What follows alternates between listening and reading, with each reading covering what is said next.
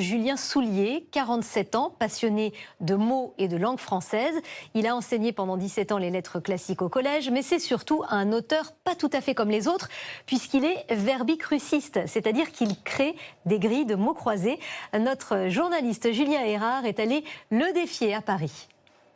« 3, 2, 1, c'est parti.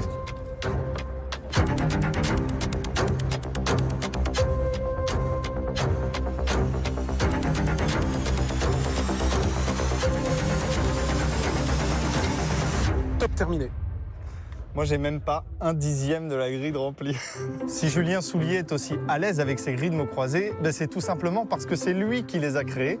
Depuis une trentaine d'années, il est verbicruciste, c'est-à-dire auteur de mots croisés. Quand j'étais adolescent, j'avais une quinzaine d'années et ma grand-mère faisait beaucoup de mots croisés. Une fois, elle n'arrivait pas à terminer sa grille, donc elle me l'a confiée pour que j'essaye de la terminer.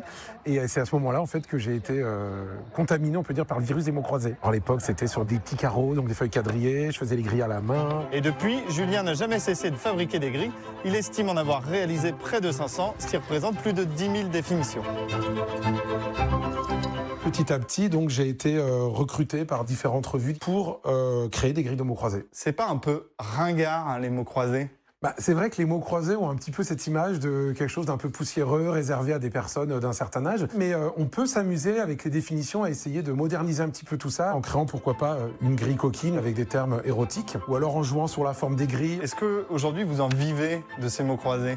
Non, j'aimerais bien, mais je n'en vis pas en fait. C'est une source complémentaire de revenus. Il faut entre 5 et 15 heures à Julien pour réaliser une grille de mots croisés en fonction du nombre de cases, de la difficulté des définitions et si une thématique est imposée ou non. Alors en général, on commence par ce qu'on appelle la potence. Ce sont en fait les deux premiers mots, le 1 horizontal et le 1 vertical. C'est là que vous mettez les définitions les plus astucieuses, les plus surprenantes, les plus difficiles. On peut s'amuser à faire une grille un petit peu spéciale JT d'M6. Comme il y a 14 lettres, on peut éventuellement prendre le nom de la présentatrice, Nathalie Renaud. On réfléchit aux termes qui évoquent le journal télévisé, les informations. On peut prendre par exemple le mot nouvelles au pluriel, les nouvelles du JT. Et à partir de là, donc, il faut compléter la grille.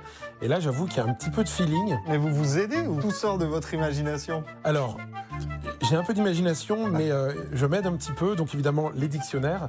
Et puis, j'ai un logiciel qui me permet, en fait, pour une configuration de lettres données, de me proposer tous les mots qui peuvent convenir. De notre côté, on a encore un petit peu de travail avant d'avoir terminé cette grille. Et puis, quand on l'aura complété, vous pourrez l'emmener à vos collègues d'M6. Ça permettrait de savoir si ce sont de bons cruciverbistes. Et Julien me l'a donné, elle n'est pas si facile à